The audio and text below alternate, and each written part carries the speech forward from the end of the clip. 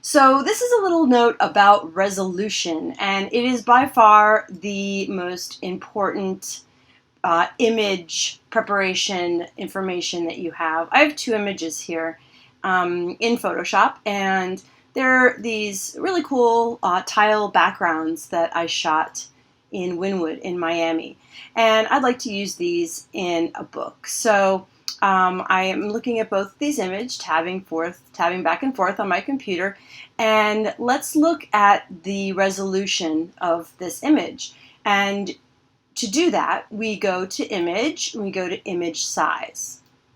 Now, I shot both of these with my camera, and so when I go in, I'm looking at this, and I'm seeing, most people will tell you right off, well, it's got to be 300 in 300 pixels per inch to be printable. And so I'm seeing this right now, and it's 72.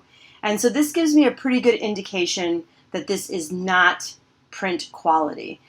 In addition to being 72, I'm looking at this size here, 8 inches by 14 inches.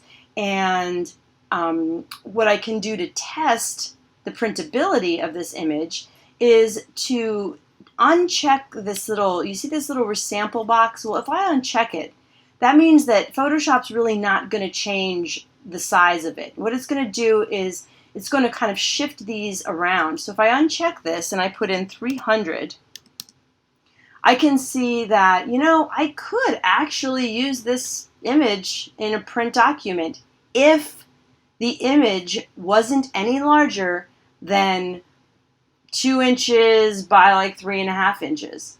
You see how that works? You're sort of just swapping this information.